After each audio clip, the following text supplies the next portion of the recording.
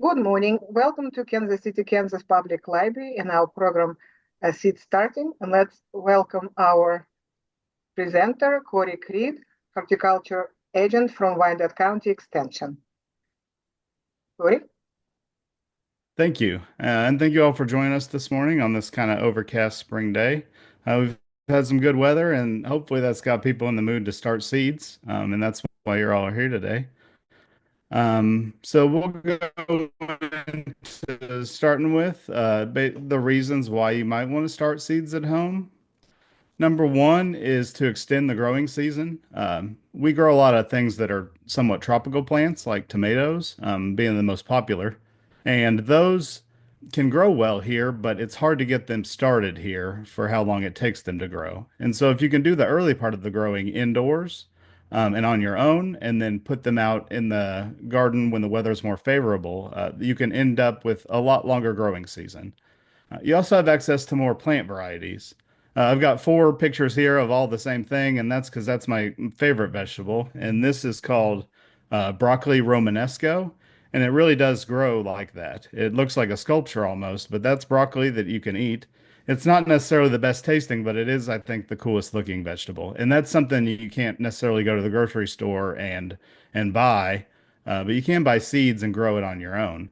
And there's countless examples of varieties of things that people like to grow themselves because they just frankly can't buy them. And then the last reason is to save money. When you start your own seeds, or even use transplants, you're growing your own food. And so anytime you're growing food, again, especially tomatoes, which are one of the highest value vegetables that we grow, you're saving yourself money on your food budget. So today we'll cover the basics of seed starting, indoor and outdoor methods, timing, transplanting, and troubleshooting what things might come up. Here in Kansas City, this is a USDA hardiness map if you've never seen one before.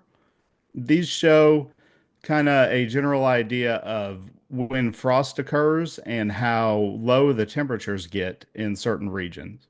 So we are in zone 6 and more specifically zone 6B, and that gives us about a 200-day growing season.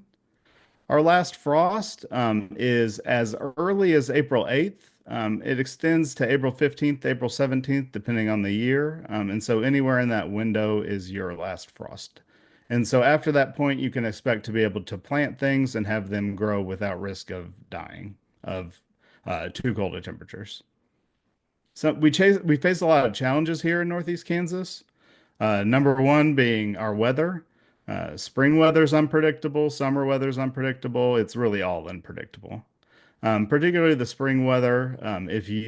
We last night there were reports, not here, but around the state of hail that I think was tennis ball size. I know there was a Walmart that had its skylight broken out. And if that hits your plant, that's going to cause you some issues. We also have hot, humid, and dry summers. All of those things can be stressful on plants. And so that's why it's important to start your seeds right and have them be healthy so that they can resist all of these issues. And finally, strong winds and storms. We've all felt that wind. Yesterday, it was incredibly windy. You can see at the bottom of your screen on the right, that's some corn that has been blown over. And this is 6 days after it blew over. So corn can kind of recover from wind damage later in the season, but it's called lodging, but it's never going to quite be the same. So when you're choosing your seeds, there's two main categories that we put plants into, and that's lettuce, or that's cool season crops like lettuce, peas, and broccoli, and your warm season crops, which is going to be your tomatoes, peppers, and cucumbers. That's just a few examples. Our vegetable garden planning guide, you can Google that number there, MF315 with K-State. Everything you need to know, what to expect for harvest and what density to plant things at. Another good guide is the Kansas Garden Guide, and that just gives general tips on vegetable gardening. When you're looking for seeds, it's good to support local businesses. And so if you have somewhere you like, it's a great place to go. The Master Gardener plant sale, lots of Master Gardener groups will hold plant sales each year. And our Master Gardener group in Wyandotte County will be today. So if you want to buy some transplants for your garden, this would be a there, and you can look us up. Online suppliers also offer sometimes some of the more rare seeds. So if you're looking for something specific, a lot of times you'll need to look online, but make sure you're using a reputable place. Seed swaps and exchanges. There are online groups, things on social media of people that become friends and will share seeds. And so that's a way to get free seeds especially once you're established. And you can essentially turn this into a very low cost or no cost hobby. And then finally, Kansas City, Kansas Seed Library, which is, I believe, at the Schlegel Library. And if you go online, they have a list of seeds that they have there, and you can check them out and use them for free in your garden. When you get your seed packets, there's going to be a lot of information on the back. It's important to pay attention to it. It may not always be um, the best information, but it is going to be relevant to your plant. Here you can see seed depth. You can see the temperature your soil is going to need to be for that seed to grow, how long it's going to take for it to sprout out of the ground, what the light requirements are for it, and finally, what to thin the plants to. And that's something that's going to be in your vegetable planting guide as well, that planting density. And so it's a good thing to refer back to when you're trying to plan your garden out. When you're buying seeds at the end of the year, you may have some left over. You can save seeds from year to year. They may not germinate quite as well, but they will still germinate, and it's good to reduce waste. I've found fishing tackle boxes, if you find one with good pocket sizes, can really hold a lot of seeds and organize them well. Toolboxes can do the same. But look to repurpose some storage container that has a good seal on it. And consider using some of those silica packs, the desiccants, or humidity packs, depending on which seeds you have. So now that you have your seeds, what do you use to start them? A lot of people like to just kind of grab a cup or something and put some seeds in there and put it in a window and let it go. That can work, but it's not always the most ideal thing. The number one thing to look out for is that your pot or tray needs to have drainage. If it doesn't have drainage, the water's going to sit in there and the plant's going to drown. Plants actually, their roots breathe air similar to how we do. And so your soil needs to have air pockets in it so that the roots can uh, transpire and take nutrients up and not die off. There's those plastic trays many of us have seen. There's peat trays, peat pots. Those are good because you can plant them directly in the ground, but we really recommend at least cutting the bottom off to allow the roots to escape. And finally, you can recycle plastic cups or use ceramic things that you have around. But again, make sure that they have a drainage hole in them. If you're going to be reusing something like a yogurt container or anything like that, you want to make sure that it's sanitized, especially if you're using an old container that has had a plant in it before. It's much more likely to have a disease in there. And so you're going to want to sanitize whatever you're using to grow these seedlings in.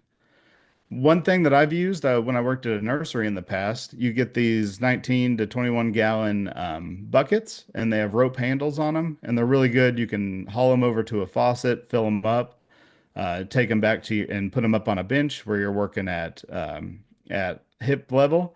And so you fill that with a light bleach solution. You could have another one with soapy water, and then you rinse off the pots, scrub them a little bit, get them in that bleach, and rinse them off again, and they will be good to go. When you're choosing the soil to put in those containers, uh, it's really, really important not just to go out to your garden or your yard and dig up some soil from there. That soil that's in our lawns, for one thing, has a lot of clay in it in our area. And for another thing, it's just too heavy, regardless of the clay, to be a good media for starting seeds in. It doesn't drain very well, and it does not hold water to the extent that we need. So avoid garden soil and use what's called a soilless sterile mix that will also prevent diseases that could come from your garden soil as well. And you're going to want to pre-moisten that before you plant. If you buy something that has peat moss in it and you let it get totally dried out, it will take a long time to rehydrate. And so you may need to actually soak your soil if you have some soil that has been sitting for a long time. For light needs, uh, generally, the most seedlings will need 14 to 16 hours of light per day. You can get away with less, especially for spring plants.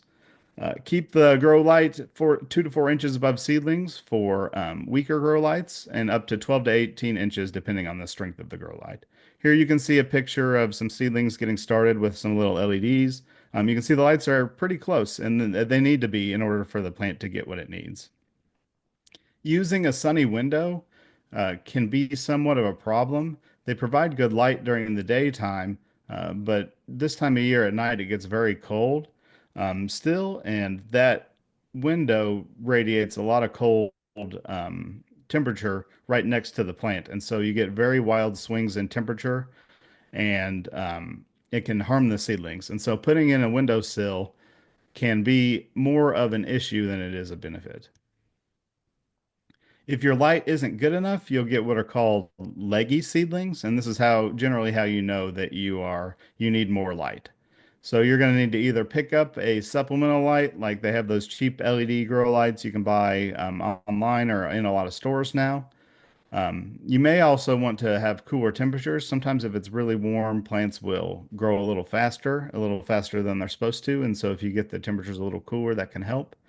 And also providing airflow with a fan can sort of move them back and forth. And as they move back and forth, they get a little sturdier rather than getting longer and lankier. Temperature is a really another important thing. For cool season plants, it doesn't generally matter as much. They'll germinate at room temperature soil, and generally soil and wetter things will stay a little cooler than your room temperature. But that is generally a good range for cool season vegetables. Warm season, however, if you're starting tomatoes around this time of year, will need a heat mat to get started. Um, I really recommend you get something that's meant for starting seeds. You can buy heating blankets and all things like that, but they're generally not meant to be waterproof, and these are meant to be waterproof. And so for safety, it's good to get something that's um, listed and that is also meant for what the purpose is. For watering seedlings, the main thing is to keep the soil as evenly moist as possible. One way to do this, if you have a tray or some pots, you can use bottom watering if you don't want to disturb your plants, and you just dip it in a shallow tray of water, let it wick up through the plant through the soil, and it will hydrate that way. But the main thing is to avoid overwatering. If your soil is constantly wet to the touch and never even dries out on the top layer, then it's likely that your seedlings are going to die. So the temptation always is to make sure that they're watered, especially seedlings, but oftentimes that gets us into more trouble than it's worth. Along with water is humidity control. Some plants will benefit from humidity domes, and the nice thing about them is you can control the humidity. They've got a little lever on top. You twist it, and it allows more or less air in. Generally, once the seedlings have sprouted and have at least one leaf on them, you can take that dome off, but it will help a little bit with getting the seeds started. For younger plants, if you are going to fertilize, make sure you use very diluted liquid fertilizer. If you just use granules or a stronger liquid fertilizer that's meant like for your tomatoes in the middle of the summer, it can really burn or kill the plants. And again, you want to start this when the true leaves appear. So when plants sprout, you'll see a couple little green leaves come out, and they'll generally look a little different than the rest of the leaves. And those are not necessarily the true leaves. They're called cotyledons, and they're kind of like the food for the plant as it gets started. But after those are gone and you get a leaf that looks more like what you expect, that's when you can start fertilizing. But generally, if you use your soil mix and have some compost in there, you will not need to add any fertilizer for your seedlings. And that's really the way to go because compost is slow release, it's very unlikely to burn plants, and it's a good mix of nutrients as well. When you're transplanting your seedlings into larger pots, the main thing is to be very gentle. If you can see in the picture on the right, he's holding the plant by the base of the stem just above the roots. It's a really good place to hold the plant. You don't want to damage those tender leaves and you don't want to damage the new roots because those are very important for getting the plant established once you get it into a different pot. And you want to water immediately, and it can be a good idea to pre-water both the thing you're transplanting and what you're transplanting into, and then add a little bit of extra water on top. If you're going to direct sow outdoors, you want to wait till the soil is warm enough. There is something called Kansas Mesonet, and I'll type that in the chat. Kansas Mesonet. And if you search for that, that will give you soil temperatures from around the state. Generally, farmers are looking at that to see when to put their corn and beans in the ground, but it can be really helpful for gardeners too. Um, when you monitor those soil temperatures, take a note of what your seed packet says and try to get it out there once the soil temperature is warm enough for your seeds. This direct sowing is really good for larger seeded things like peas, beans, carrots, sweet corn. All of those, they can be spaced very evenly.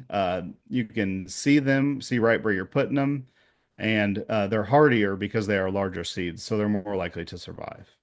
It can also work for smaller seeded vegetables. Like if you want just a patch of lettuce, you can throw some lettuce seeds out there, but expect to be back in there with some little scissors cutting those off to thin them out. Because if you pull them out, you can disturb the roots of the plants around them. So expect to do a lot of thinning if you do direct seed, smaller seeded things.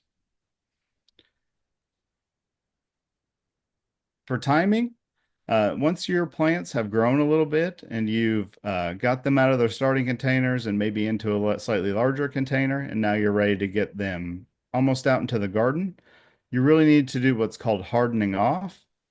And that's where you take your plants outside a little bit each day, starting in the shade, moving more into the sun, staying outside a little bit longer every day, bringing them in night at the start, and then maybe leaving them out all night towards the end. And this will be over the course of a couple weeks. And this can help bring your plant from its sort of cushy indoor lifestyle into the harsh reality of what it's going to have to deal with here in Kansas. Avoid transplanting if we happen to have a really hot spring day. Don't pick that day, especially if it's a really sunny day. An overcast day is perfect because there's less radiation on those plants, and so they're a little less stressed on their first day in the ground. And morning or evening when the sun isn't out quite as much, regardless of the day, is generally better.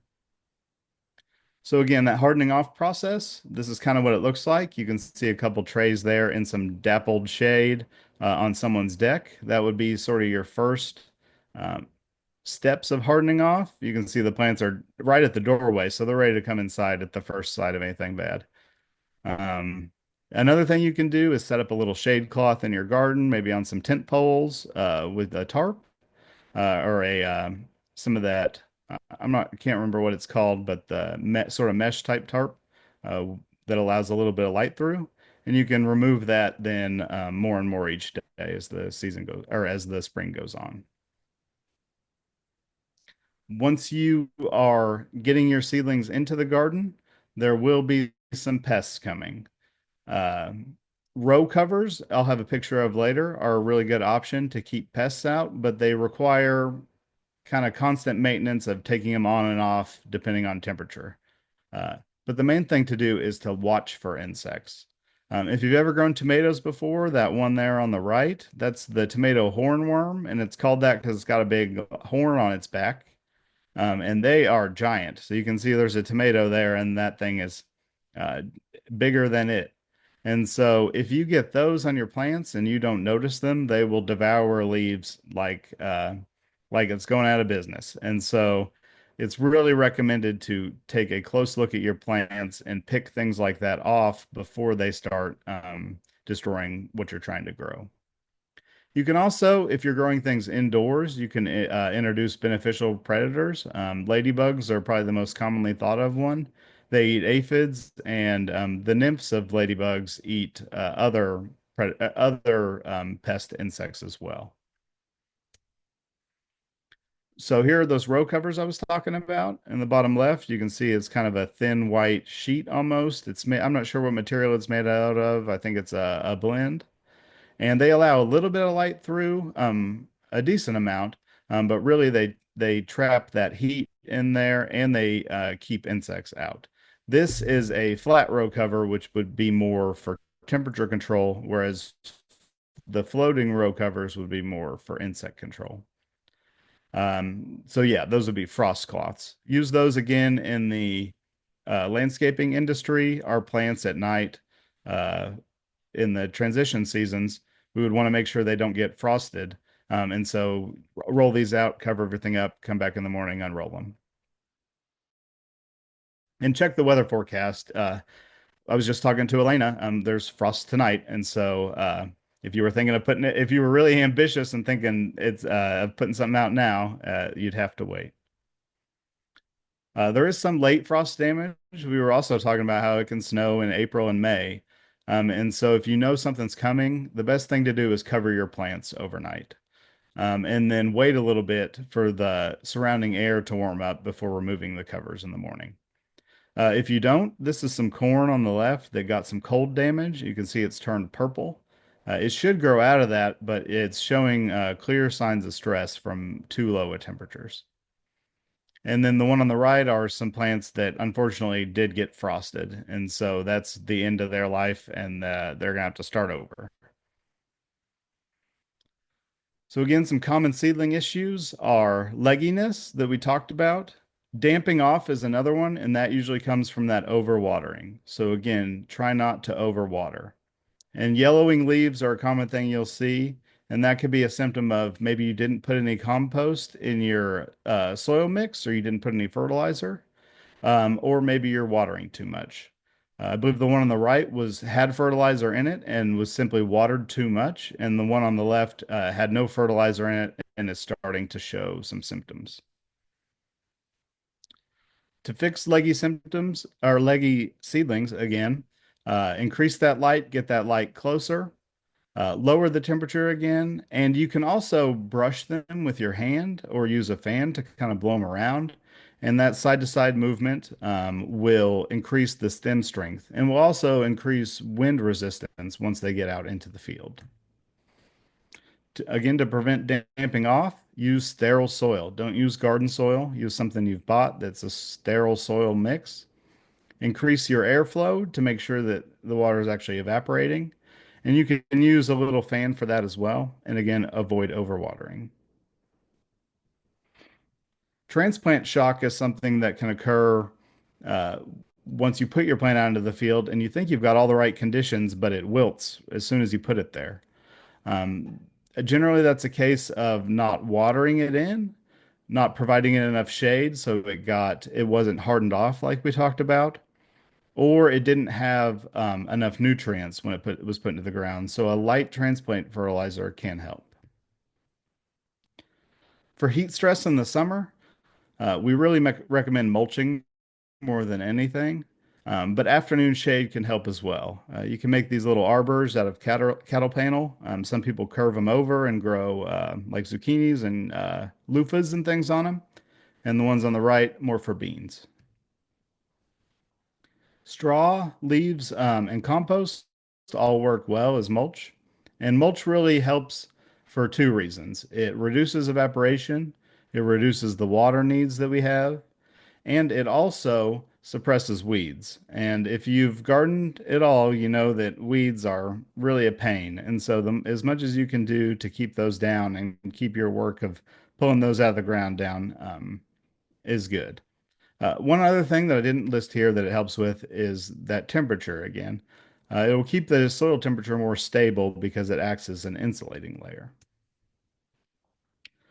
We have really strong wind here in Kansas, and so using wind breaks, especially early in the season, you can see on the left here some temporary wind breaks, just some tarps up around PVC pipe structure, and that's keeping, if they know high winds are coming in, hopefully it doesn't destroy their structure, but if they're not 70-mile-an-hour winds, this will help those younger tender plants.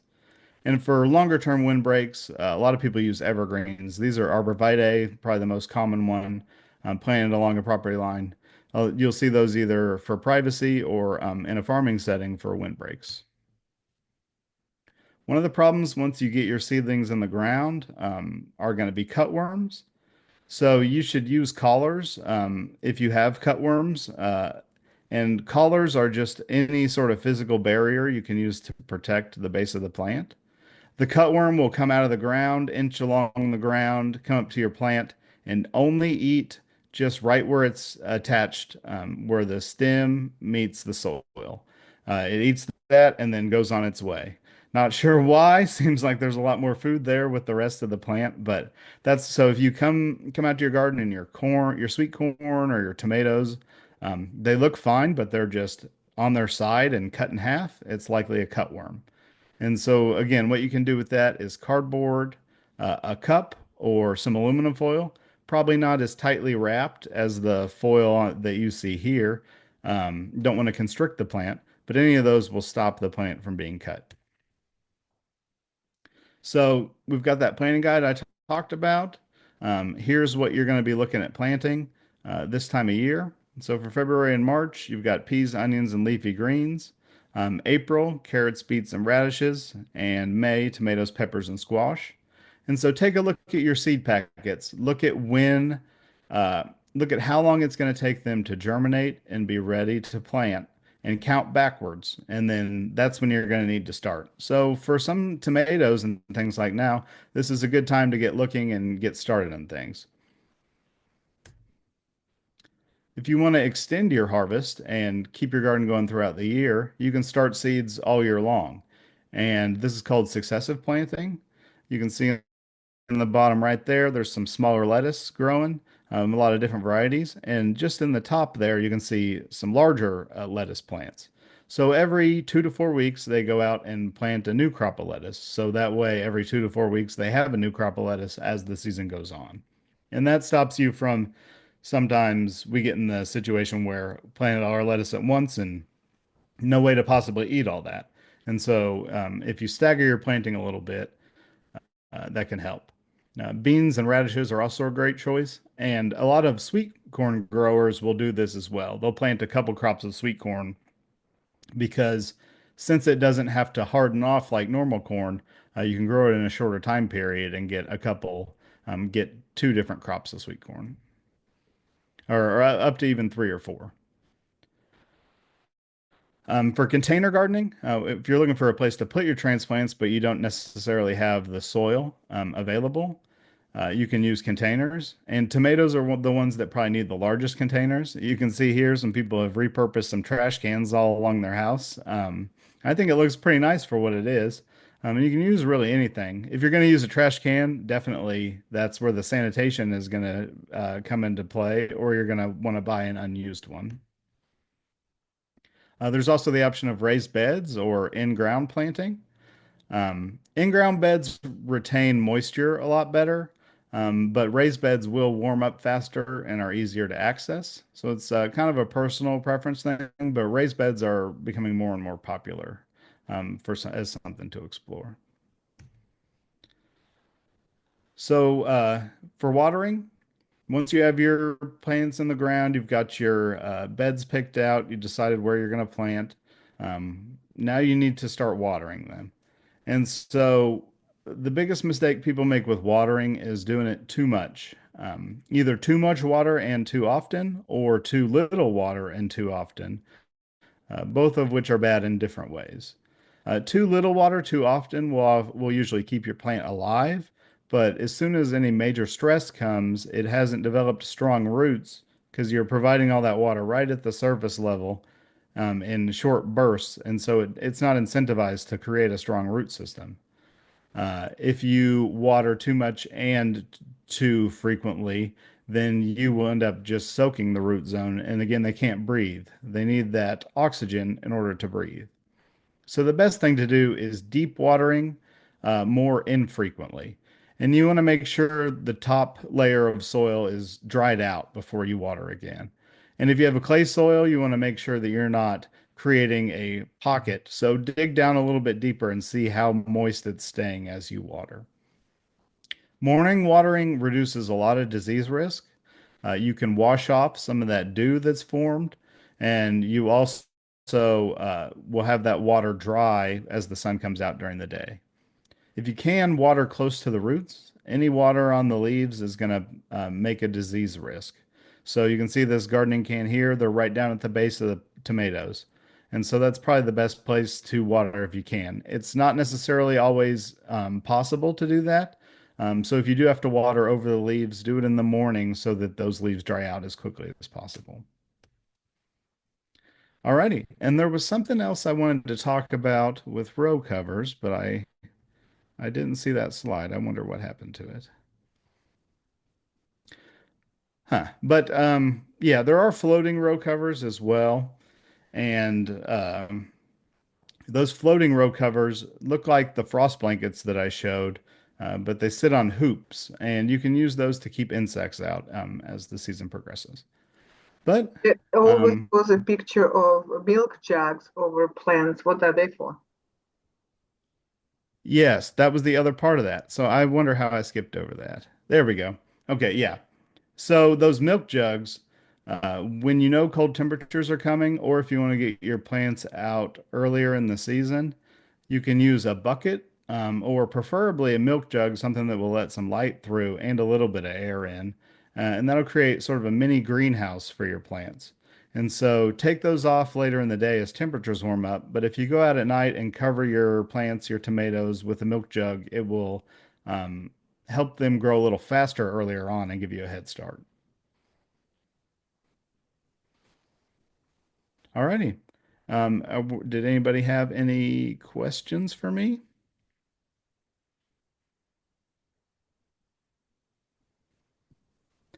How do Mm, you tell if you have given enough water when watering a ground plant?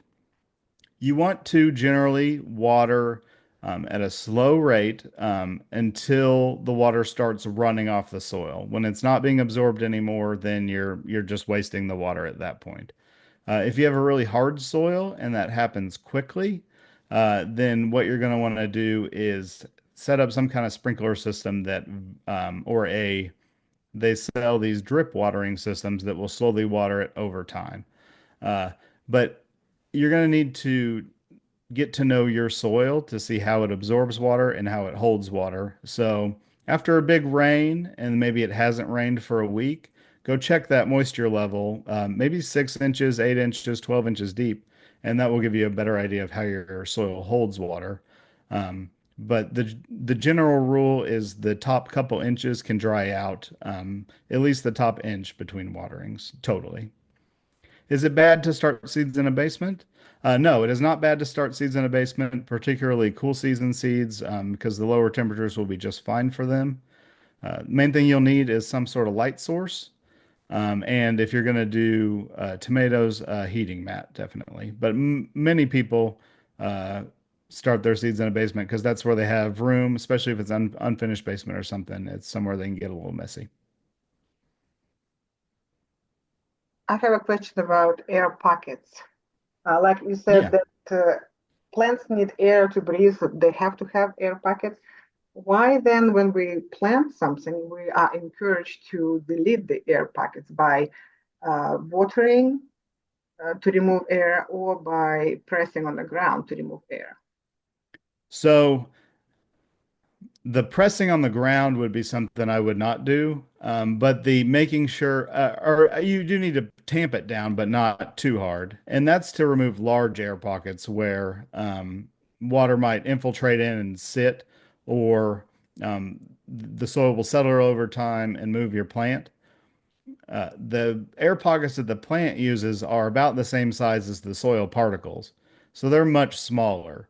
You wouldn't really, you won't see them, and that's why we don't think of soil as having air in it. But up to 50% of soil is actually those empty spaces. So if you think of the soil as a bunch of rocks, it would be if you put all those rocks in a jar, there's going to be all those little gaps, and that's where the air is, and the water can sit in. Thank you. Mhm.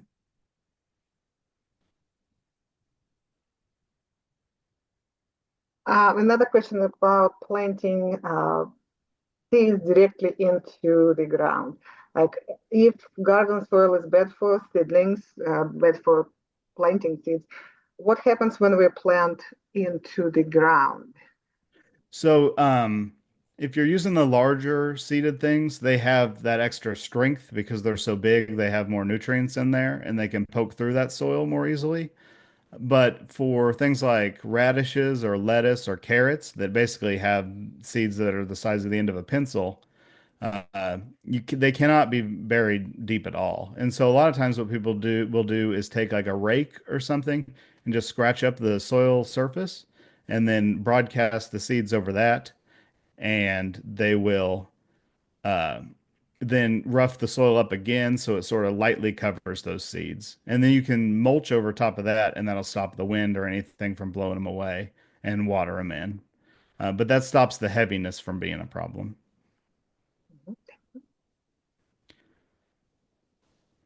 The expectations, if you direct plant, instead of starting your own seedlings or buying transplants early, um, generally it's more work. I thought I had a picture. There's something called an earthway seeder, and it's just kind of two wheels with a metal bar in between it, and they have different plates, and you can load your seeds into that and just push it sort of like a wheelbarrow, and it'll put the seeds in the ground for you. So if you do want a direct seed, looking at an earthway seeder might be an option. Uh, but the thing is, when you direct seed, the hardest part is making sure you have the depth right on each one, making sure that you are thinning things in the garden instead of thinning them in your seed tray where it's a little easier. So it's just a matter more of a little more work out actually in the garden. But sometimes when you direct seed, those plants will be a little more successful because they haven't been disturbed at all. So if you get good at that, it can be the better option sometimes. But you can't direct seed things like tomatoes, so it's not always going to be an option. Yeah. So for thinning, if you just think about broadcasting or throwing out a bunch of lettuce seeds, they're going to come up almost like you'd see grass.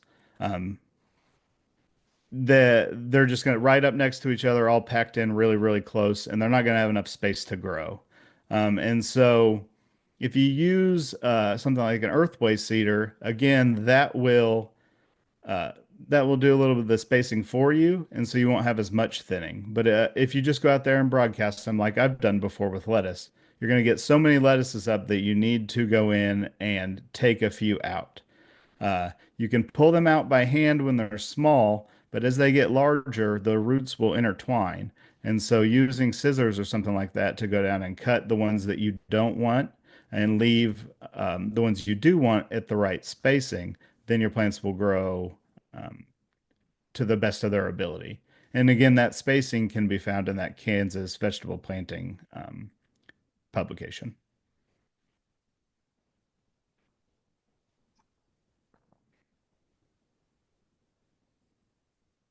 Can you please talk a little bit more about cutworms and using cups? Uh, Yeah. what depth to put them in the ground? The depth generally is just enough to make sure they don't blow away because the worms won't work under the soil. They crawl right to the soil level, up to the plant, and just chew right through the base of it. So really anything that is just a couple inches high, they won't crawl over it. They'll go try to find something else. So just needs to be secured at the base of the soil and not constricting the plant.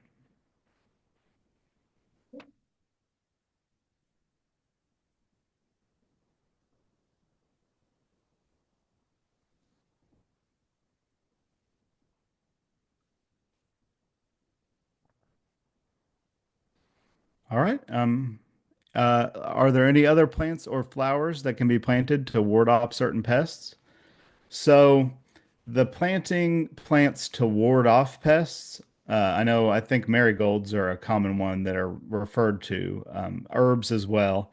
Uh, some of the herbs and things like lemongrass, their extracts can be used. They're very short-lived because the sunlight and rain and things break them down quickly. But a lot of those extracts, I believe some of the mint extracts and things can be used to ward pests off. But planting the herbs themselves don't necessarily work too well. Something that does work, though, is planting what are called trap crops. So if there's a variety of something that you know has tons of problems, and you want to protect your other plants, if you plant that one in a little bit of a location off to the side, the pests will go on that plant, and you can even spray that plant, kill everything on that plant, and it will stay more off the plants that you want to protect. Um, the best example of this is called the blue Hubbard squash. It's a squash that really all the pests like to go to that one. And so sometimes people will plant blue Hubbard squash, especially a little earlier, maybe a few weeks earlier. So it's ahead of all the other plants. And then all the pests will go to that blue Hubbard squash and it will stay off their cucumbers and squash and pumpkins and things. So why are you saying that herbs are not working? The smell is just not strong enough to affect the other plants in the area. They'll avoid the plants that they don't want to eat, but the volatile compounds that the herbs and things like marigolds are making aren't enough to protect the whole area. But once you crush those plants and extract those oils, then you can essentially transfer them onto the plants you want to protect. Um, could you talk more about trap crops other than that blue squash? Yeah, let me type it. Blue Hubbard. Maybe there are others. So, a good example might be if you plant, let's say you have some apple trees and the Japanese beetles every year are coming out and destroying your apple trees. Maybe you plant some roses that you know the Japanese beetles will eat even more, and you just let them eat your roses, and they potentially will stay off your tree a little bit more. Japanese beetles aren't the greatest example because there's just so many of them. But it's generally things like that. And you can do it on a case by case basis. And I'd recommend searching for like tomato trap crop or something like that. What if you want to protect roses, not apple tree? Yeah, that's the Japanese beetles. We don't really have a good solution for yet. They're trying a lot of interesting things, but the problem is a lot of times those traps that they have will actually bring them into your yard and make give you more of a headache.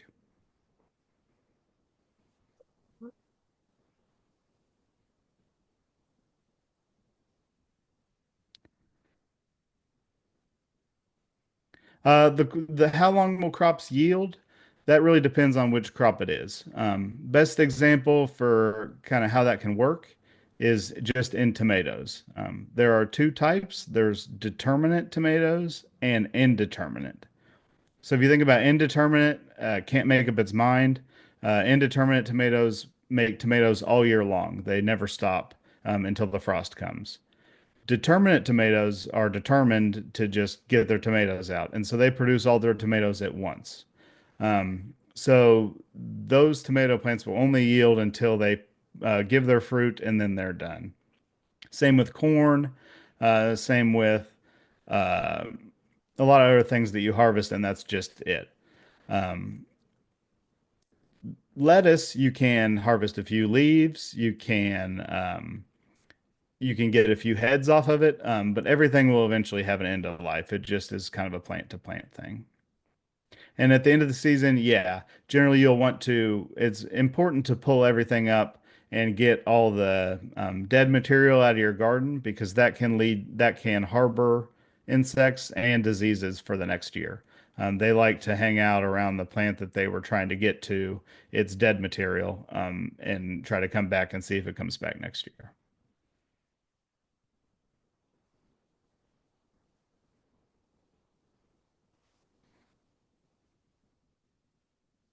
All right, these are great questions. Thank you all. I really appreciate it.